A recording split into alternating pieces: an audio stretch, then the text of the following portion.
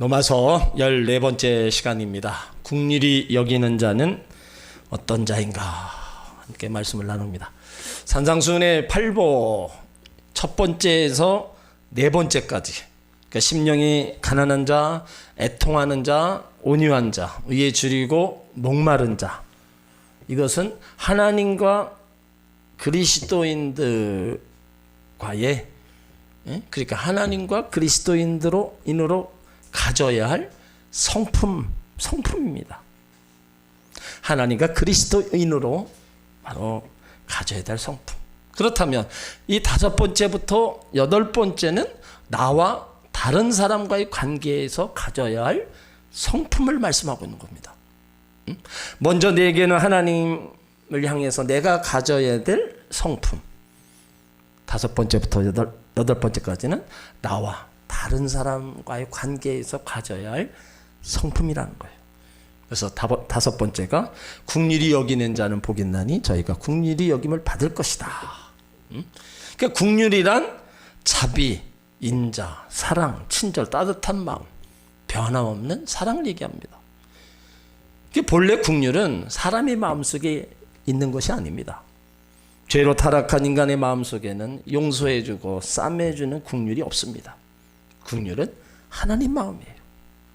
긍휼은 차고 넘치는 하나님의 사랑이고 무한히 용서하시는 마음입니다. 그래서 우리가 하나님 앞에 이 마음을 받아야 바로 긍휼을 베풀 수가 있다는 겁니다. 우리가 사랑을 말할 때 상대에 따라서 3가지로 구분을 해요.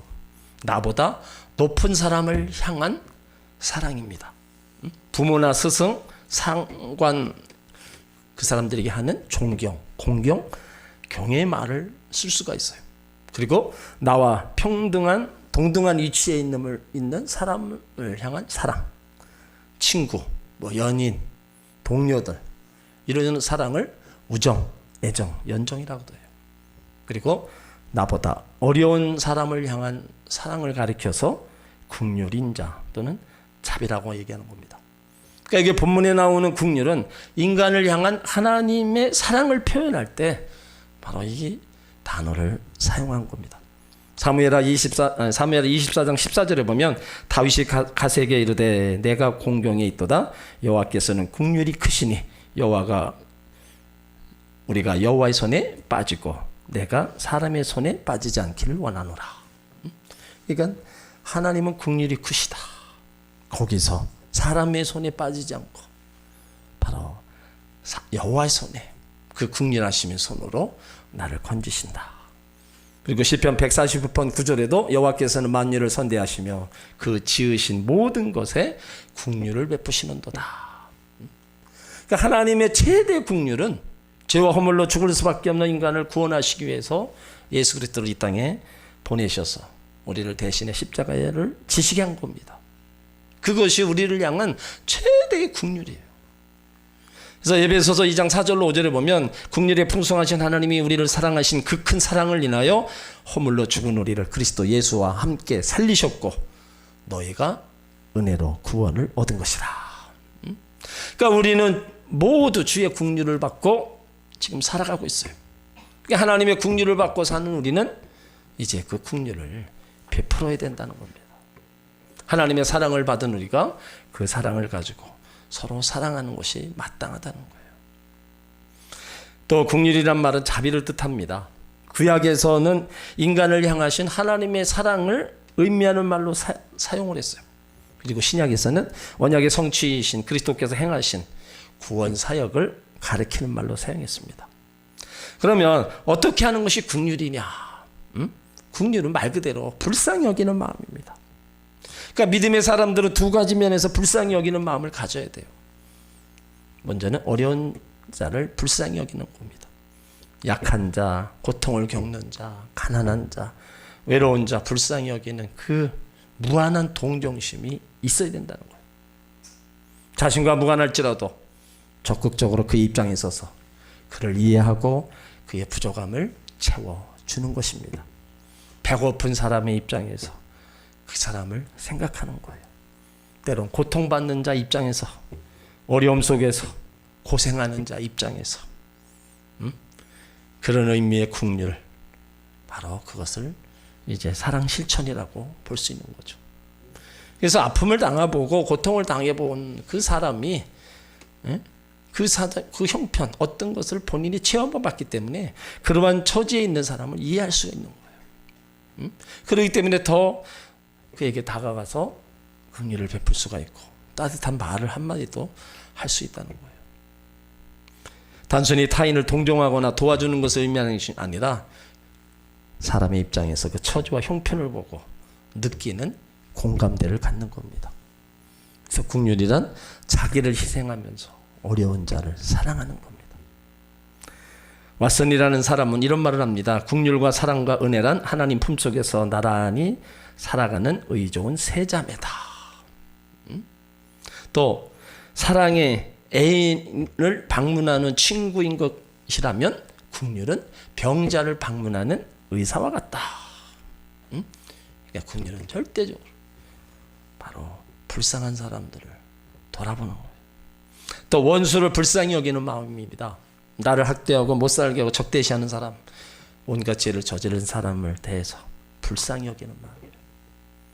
예수님께서 자기 십자가에 달아 죽이는 원수까지도 용서해 주셨어요. 그 원수까지도 불쌍히 여기는 마음이 있을 때 바로 죄인을 사랑할 수가 있다는 겁니다. 우리는 하나님께로부터 한량없는 용서를 받은 자들입니다. 그렇기 때문에 형제들의 잘못에 분노하고 원한으로 대한다면 우리는 하나님께 책망을 받을 겁니다. 이미 하나님께로부터 우리가 용서받은 사람들이라는 거예요. 그 용서받은 사람이 나에게 잘못을 한 그 사람을 향해서 우리가 자꾸 원한과 적대감을 가지고 대한다면 하나님으로부터 책망을 받는 것은 당연한 겁니다. 우리는 하나님 앞에서 매일 똑같은 죄를 범하고 살아가고 있어요. 마음은 언의로되 육신이 약하다. 그래서 생각으로 죄를 짓고 입술로 죄를 짓고 행동으로 죄를 짓고 하나님 앞에 나와서 하나님 이 죄인을 용서해 주옵소서. 우리 날마다 고백하잖아요. 그런 상황 속에서도 하나님은 한량없는 긍휼하심으로 우리 죄를 용서해 주시는 그 자비와 긍휼, 우리는 그걸 기억해야 된다는 거예요. 또 긍휼은 용서하는 마음입니다. 남의 잘못을 용서할 수 있는 사람, 바로 하나님으로부터 용서를 받을 수 있는 겁니다. 마태복음 18장 35절에 너희가 각각 중심으로 형제를 용서하지 아니하면 내 천부께서도 너희에게 이와 같이 하시리라. 그러니까 주기도문에서도 우리가 우리 죄를 지은 것 같이 우리 죄를 사하여 주옵소서. 그러니까 그 용서에 대해서는 성경이 우리 가운데 분명하게 말하고 있어요. 이름 보식 7번이라도 용서해 주라. 무한한정 용서를 가르쳐주고 있습니다. 에베소 4장 32절에 서로 인자하게 하며 불쌍히 여기며 서로 용서하기를 하나님이 그리스도 안에서 너희를 용서하신 것 같이 하라. 그러니까 우리가 남을 용서할 때 우리도 하나님께 용서를 구할 수 있다는 거예요.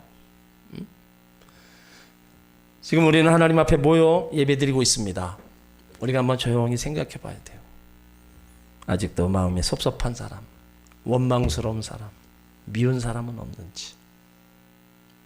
내 마음속에 그 사람 얘기만 하면 속에서 불화가 나고 속에서 화가 치밀어 오르는 그런 상황이 있다면 바로 아직도 내 안에 그 사람을 향한 용서가 없다는 겁니다. 그 잔재가 남아있다는 거예요.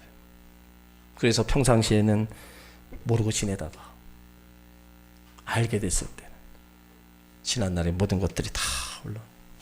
그거는 내 안에서 아직 해결되지 못한 것이 남아있기 때문에 그냥 올라오는 거예요. 우리는 용서할 수 없을 때 하나님께 도움을 구해야 돼요. 그래서 성령께서 용서의 마음을 우리 가운데 주시는 겁니다. 남을 용서하기란 쉽지 않죠. 네, 용서하기 위해서는 두 가지 마음 자세가 필요합니다. 용서는 아픔이 있다는 사실이에요. 남을 용서하기 위해서는 내 자신이 먼저 많은 아픔, 고통, 괴로움을 겪어야 된다는 거예요. 예수님도 우리를 용서하시기 위해서 십자가에서 아픔을 다 견뎌내셨어요. 내 아픔, 그것이 없이는 남을 사랑으로 대할 수가 없는 거예요. 그것이 해결돼야 되는 거예요. 그것을 해결하려면 하나님이 오셔야 되는 겁니다. 또 용서는 책임이 동반되는 겁니다. 남의 잘못을 용서할 때는 먼저 내 마음속에 남의 잘못에 대해 내가 함께 책임지겠다는 자세가 필요하다는 거예요. 또 주님도 우리를 용서해 주시기 위해서 우리의 죄에 대한 책임을 스스로 담당하셨습니다. 우리 모두는 용서받은 죄인입니다. 용서도 받았는데 어떻게 해요? 남을 용서해 줘야 된다는 거예요. 또 국률은 편견이 없는 넓은 마음을 얘기합니다. 우리는 편견이 없는 넓은 마음을 가진 사람을 발견하게 돼요. 이런 마음이 바로 국률의 마음입니다. 그러니까 국률의 마음은 남의 문제를 내 문제로 아는 마음이에요. 남의 고민을 내 고민으로 여기고 남의 사정을 내 사정으로 느끼는 심정입니다. 거기에 진정한 사랑이 있고 용서가 있다는 겁니다. 그것을 누가복음 10장 30절 이하에서 그 국률의 의미를 우리가 찾아볼 수가 있어요. 예루살렘에서 여리고로 내려가다가 강도 만난 자가 있습니다. 근데 그 곁을 제사장이 지나가요. 레위인도 지나갑니다. 이 두 사람의 경우 어떤 동정이나 불쌍히 여기는 마음을 전혀 볼 수가 없어요. 그래서 성경은 그냥 지나갔다 이렇게 기록하고 있어요. 근데 이때 또 한 사람이 지나갑니다. 세상적으로 볼 때는 별 볼 일 없는 사람이에요. 그 사람이 바로 사마리아인입니다. 근데 그 사람이 그 길을 가다가 강도 만난 자를 봅니다. 거진 다 죽어가고 있어요. 그래서 그에게 도움을 줘요. 누가복음 10장 33절 이하에 보면 그를 보고 불쌍히 여기고 가까이 가서 가지고 있던 기름과 포도주로 그 상처에 붓고 자기 말에 태워서 주막으로 데려가서 돌보아주고 이튿날 주막 주인에게 데나리온을 주면서 이 사람을 돌봐줘라. 부비가 더 들면 내가 돌아올 때 갚아주겠다. 그러니까 이 사람이 바로 보여준 것이 국률입니다. 편견이 없는 넓은 마음. 유대인들은 이 사마리아인을 적대시하고 업신여겼어요. 그러나 이 사마리아 사람은 그런 것에 개의치 않았습니다. 사마리아 사람의 세 가지 귀한 모습을 보게 돼요. 국률의 대상이 누구인가를 따지지 않았다는 겁니다. 죽어가는 사람의 신분이 누구인지를 따져 묻지 않았어요. 그가 누구인지 당장 죽게 된 그 형편만 본 겁니다. 그것만 보고 그 사람에게 도움을 준 거예요. 그리고 국률은 자기 자신을 생각지 않았다는 겁니다. 자기 이익 체면 생각했다면 그 강도 맞는 사람 돌아보지 않았을 겁니다. 그는 자기 이익과 생활이 없는 일에 시간과 돈과 정열을 다 쏟았어요. 돈이 더 필요하면 돌아올 때 갚아주겠다. 이것이 바로 국률이라는 거예요. 그리고 국률은 감정이 아니라 행동이라는 거죠. 국률은 가슴에 있는 것이 아니라 손과 발에 있어야 합니다. 어떤 사람은 눈물 많이 흘리고 감격을 잘하는 사람도 있어요. 말도 부드럽고 따뜻합니다. 그런데 때론 행동이 없어요. 이건 국률이 아닙니다. 선한 사마리아 비유에서 우리는 믿는 사람들이 우리는 더 외면할 때가 많이 있다는 걸 우리가 알아야 돼요. 제사장, 레위인 다 믿는 사람들이에요. 근데도 그 강도를 보고 지나갔다. 안 믿는 사람들이 더 선행하고 더 선한 일에 많이 참여하는 사람 많습니다. 여러분 우리 교회 다니는 사람 기독교인만 뭐 착한 일하고 선한 일 한다 생각하면 아닙니다. 신앙생활 예수님 하나님 안 믿고 때론 뭐 부처님 안 믿어도 나름대로 선을 행하며 살아가는 사람 엄청 많아요. 나름대로 자기가 가지고 있는 거 또 기부하고 그렇게 사는 사람 엄청 많습니다. 그러니까 우리가 믿음의 백성이라면 더 그들보다도 어떻게 해요? 더 잘해야 되잖아요. 근데 현실은 그렇지가 못해요. 그러니까 우리가 하나님께로부터 받은 그 은혜와 긍휼하심을 얻었다면 그거를 우리가 삶의 현장에서 어떻게든 실행하며 우리가 살아가야 되는 겁니다.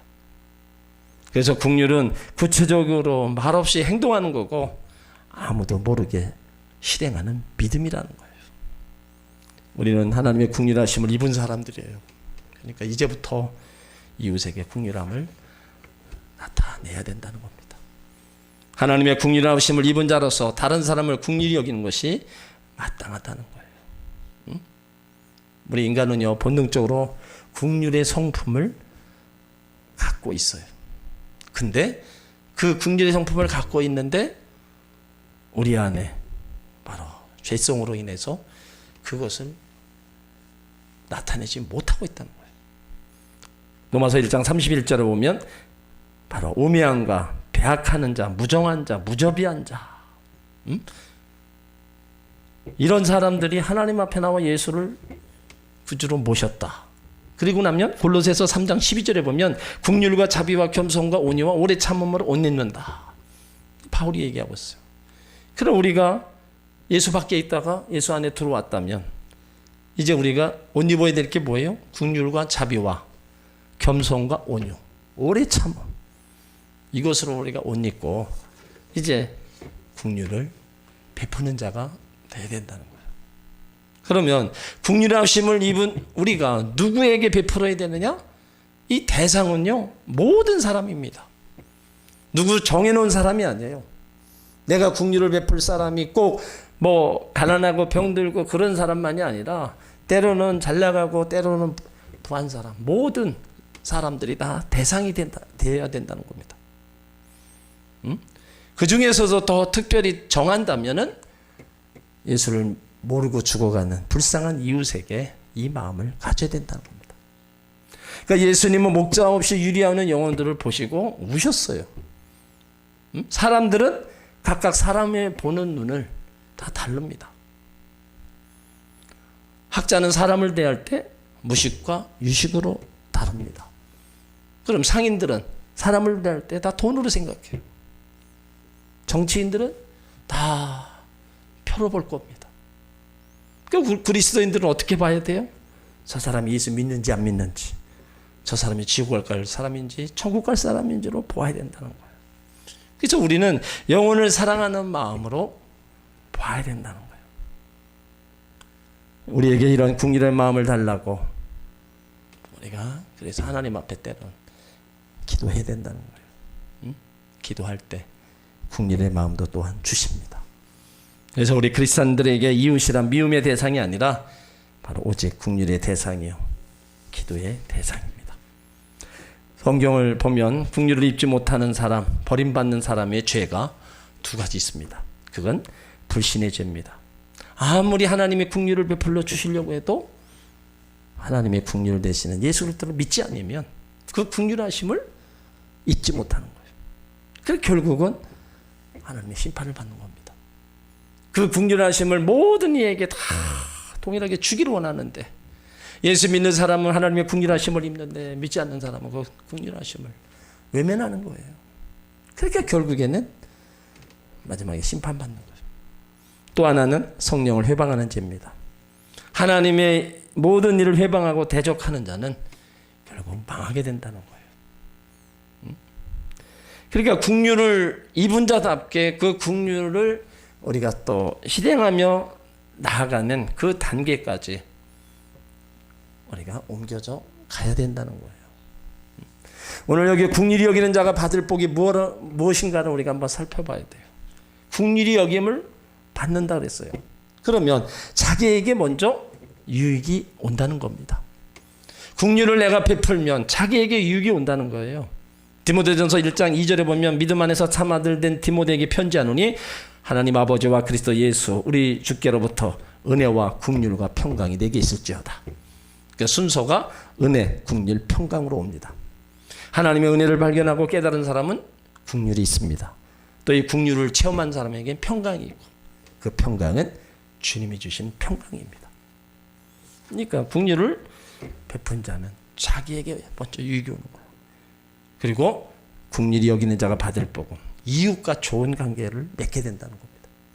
우리가 이웃에게 긍휼을 베풀면 우리는 또한 이웃에게 긍휼히 여김을 받습니다. 이것은 성경적 교훈이고요. 동시에 역사의 교훈입니다. 악을 심으면 악을 거두고 선을 심으면 선을 거두는 거예요. 그리고 하나님으로부터 긍휼하심을 받는다는 겁니다. 이것이 최고의 복이에요. 출애굽기 33장 19절에 보면 나는 은혜 줄 자에게 은혜 주고 긍휼히 여길 자에게 긍휼을 베풉니다. 그러니까 긍휼에 여기는 마음은 놀라운 역사를 이룬다는 거예요. 나에게는 은혜가 되고 이웃에게는 복이 되고 하나님을 영화롭게 한다. 그러니까 그냥 나 하는 것으로만 끝나는 게 아닙니다. 거기에 하나님의 긍휼하심이 나에게 있다. 그러니까 내가 행한 것에 따라서는요, 공짜는 없습니다.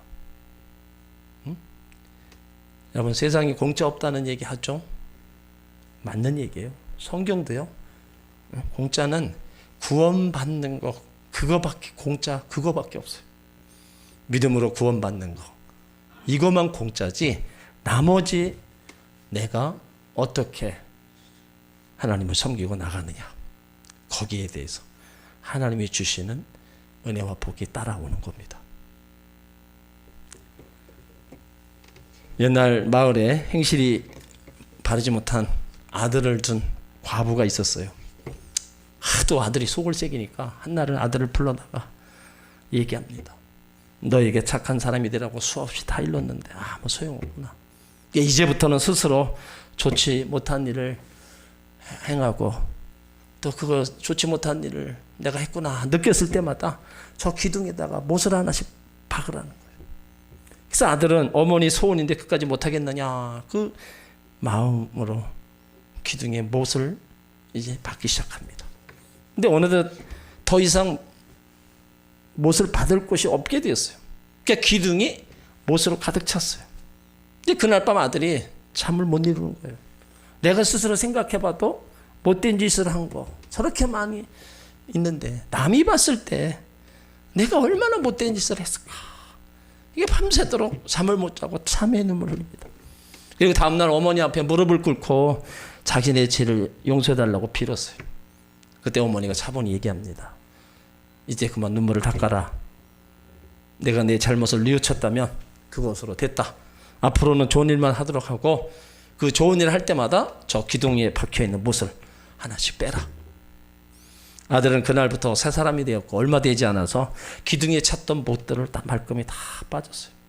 그런데 기뻐하기보다는 오히려 가슴이 아픈 거예요. 왜 그러냐면 그 기둥에 남아있는 못자국 때문입니다. 그 못자국을 볼 때마다 지난 날이 생각나는 거예요.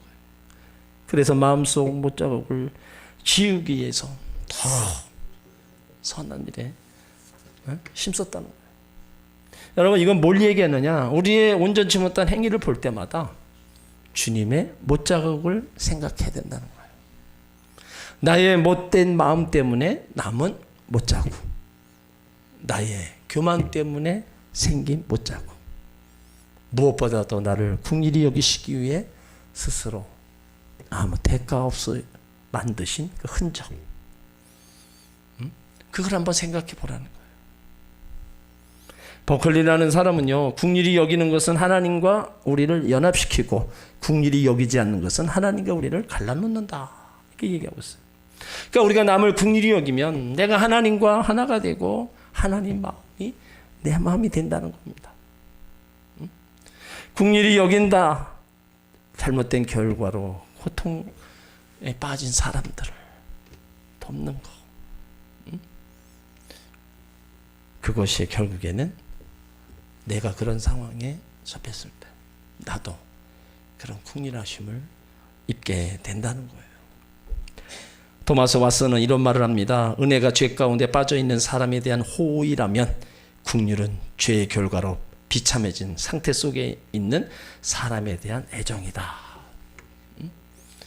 긍휼히 여긴다는 거, 자기에게 잘못한 사람의 죄를 용서할 뿐만 아니라 자기의 잘못으로 극한 어려움에 빠지고 그로 인하여 고통을 당하는 사람들을 적극적으로 돕는 겁니다. 여러분 주변에 도울 사람이 있으면 우리가 큰 것이 아니더라도 우리가 함께 긍휼히 여기는 마음으로 함께 나누는 것, 이것은 곧 우리가 예수님께 하는 거나 똑같다는 겁니다. 하나님은 우리의 잘못으로 비참해진 상태에 빠질 정도로 바로 긍휼을 베풀어 주셨어요. 구원사에서도 바로 우리 일상생활에도 그렇습니다. 그렇기 때문에 우리는 그 긍휼하심을 입은 자로서 이제 옆에 있는 이들을 한 번쯤은 돌아보아 줘야 된다는 겁니다. 내가 할 수만 있다면 그 고통을 덜어 줘야 된다는 거예요. 영적으로든 물질적으로든 하나님께 받은 긍휼을 나타내기 위해서 돕는 거, 이거는 다 하나님 앞에 하는 겁니다. 또 우리가 하나 더 생각해 볼 것이, 다른 사람을 비판하고 비난하는 것은 긍휼의 마음이 전혀 없는 겁니다. 마태복음 7장 1절로 2절에 보면 비판을 받지 아니하려거든 비판하지 말라. 너희 비판하는 그 비판으로 너희가 그 비판을 받을 것이요 너희 헤아리는 그 헤아림으로 너희가 헤아림을 받는 것이다.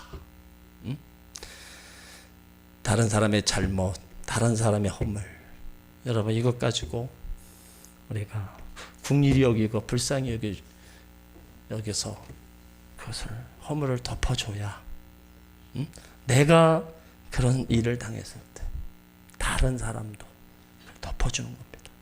그래서 비판을 받지 않으려면 비판하지 말라는 거예요. 이걸 거꾸로 얘기하면 뭐예요? 네가 비판했기 때문에 다른 사람이 너도 비판하는 거예요. 그러니까 이게 인간사회에서 끊어지지 않는 겁니다. 계속 이어져요. 여러분 우리가 다른 사람 비판하고 비난하고 그렇게 얘기하고 났을 때 득이 되는 게 뭐가 있다고 생각하세요? 나에게 득되는 건 아무것도 없습니다. 다 내 입만 더러워지는 거예요. 그리고 나만 하나님께 책망드는 겁니다. 내가 비판하는 그 사람, 내가 아무리 비판하고 판단한다 할지라도 그 사람 변화될 거는 그 사람 몫이에요. 내가 안타까움에 얘기를 한다고 그러지만 우리는 결코 그런 얘기가 나에게는 아무 득될 게 없습니다. 내가 할 일은 그냥 오죽하면 그러겠냐, 긍휼히 여기고 불쌍히 여기고 덮어주는 거예요. 그것이 우리가 해야 될 일이고, 그렇게 또 내가 해야 나도 그런 은혜를 입는 겁니다. 절대로 남한테 해놓고 나는 안 그렇습니다 은혜를 구한다? 그건 성경적이지도 않고요. 절대로 하나님도 그렇게 하지 않습니다. 야고보서 2장 13절에 긍휼을 행하지 아니하는 자에게는 긍휼 없는 심판이 있으리라. 긍휼은 심판을 이기고 자랑하느니라. 그러니까 긍휼을 베풀지 않는 자는 내세에서도 심판받지만 금세에서도 하나님의 긍휼을 얻지 못합니다. 그런데 긍휼을 베푸는 자는 내세에서 충분히 보상이 주어지지만 금세에서도 하나님의 긍휼을 얻게 된다는 거예요. 그러니까 나와 다른 사람과의 관계에서 내가 긍휼을 베풀면 하나님이 나에게 긍휼을 베풀어 주신다는 겁니다. 그게 성경의 원리예요. 그 긍휼을 베풀기를 시작하면 나에게 행복의 삶이 주어진다는 겁니다. 여러분 어떤 사람을 대하든 다 불쌍히 여기고 긍휼히 여기는 마음으로 대하면은요 절대로 상대방을 비난하거나 함부로 하지 못합니다. 우리가 하나님 앞에서 봤을 때 우리가 잘난 거 한번 내놓으라 봤을 때 우리가 내놓을 게 뭐가 있습니까? 다 죄와 허물 뿐이고, 아무리 깨끗한 사람이라도 할지라도 털어서 먼지 안 나오는 사람 없습니다. 다 한 짐 두 짐 죄짐 지고 다 허물 가지고 살아가고 있어요. 이 땅에 있는 사람 의인이 있습니까? 나는 죄 안 짓고 나는 떳떳하고 바르게 살아가고 있습니까? 이렇게 얘기할 사람 누가 있어요? 의인은 없나니 한 사람도 없다고 그랬어요. 그런데 내가 의인이다, 나는 그렇게 살지 않았다 얘기하는 거는 교만함밖에 안 되는 거예요. 그러니까 오늘 성경이 그 사람과의 관계 속에서 첫 번째 복은 국률이 여기라는 거예요. 그래야 네가 국률이 여김을 받는다. 응? 우리가 하나님 국률 없이 잠시도 살 수 없는 것처럼 나를 하나님 용서하시고 변함없는 사람으로 은혜와 자비를 나에게 베풀어 주신 것처럼 나도 그런 마음을 가지고 사람과의 관계 속에서 그렇게 살아가라는 거예요. 응? 국률은 고요히 내리는 빗방울처럼 국률을 베푸는 사람과 국률을 받는 사람 다 함께 하나님이 축복하시는 겁니다. 여러분, 우리 생의 결말이 행복하라면 국률을 베푸시길 바랍니다. 어렵고 힘든 과정에 있는 사람, 나를 비방하고 상처 주는 사람, 복음을 모르고 불쌍히 죽어가는 영혼들, 그 모든 사람들에게 국률이 여기는 그 마음을 가지시길 바랍니다. 그러면 나는 사람으로부터 국률이 여김을 받기도 하지만 하나님으로부터 국률이 여김을 받는 거예요. 그 국률이 여김을 받았을 때 하나님의 위로가 있고요, 또 하나님의 은혜가 임하게 되는 거예요. 내가 그렇게 살지 못하면서 하나님 은혜만 구한다? 아닙니다. 내가 할 거는 내가 해야 돼요. 내가 실행할 건 내가 그렇게 살고, 그리고 나서 하나님이 은혜와 복을 구하면 하나님은 거기에서 허락해 주시는 거예요. 오늘 5번째 이 복은 나와 연관된 사람들을 향해서 가져야 될 성품이에요. 그렇다면 국리를 베풀며 살아가는 사람들은요, 그 주변에 많은 사람이 모입니다. 함께하고 싶어서, 위로받고 싶어서 그 사람을 찾아옵니다. 그럼 반대로 그렇지 못했을 때는 자꾸 사람들이 떠나가는 거예요. 우리 하나님의 자녀들은요, 다른 사람들을 통해서 저분한테 가면은 따뜻한 말 한마디, 위로의 한마디, 뭔가 기대치가 있다. 물질적인 건 아니더라도 심적으로 다 많이 힘이 되고 위로가 되는 그런 사람이 돼야 돼요. 그래야 내 곁에 사람이 찾아오고 사람이 옆에 있어야 우리가 신앙생활 기쁨과 보람도 있는 거고, 우리가 나이가 먹어가면서 행복한 겁니다. 점점 나이 먹어가면서 쓸쓸하고 외롭고 혼자가 되어 간다는 거, 여러분, 이런 삶이 우리 살아가서는 안 됩니다. 그렇지 않기 위해서는 우리는 어쨌든 남편도 그렇고요, 자녀들도 그렇고, 아내도 그렇고, 형제들도 그래요, 성도들도 똑같습니다. 다 불쌍하고 다 국률이 여기, 그 마음이 우리 가운데 있다면 모든 이들을 우리는 다 선히 대할 수가 있고요, 사랑으로 대할 수 있는 겁니다. 오늘 국률이 여기는 자, 국률이 여김을 받는다. 우리는 다 하나님의 국률하심을 받았습니다. 그 받은 그 국률하심, 그 은혜를 가지고 우리는 많은 사람들을 향해서 따뜻한 말 한마디, 또 우리의 또 따뜻한 손길, 이런 하나하나가 국률의 마음으로 인해서 전달될 때 그 속에서 하나님이 주신 우리는 국률을 맛보고 은혜와 복을 누릴 줄 믿습니다.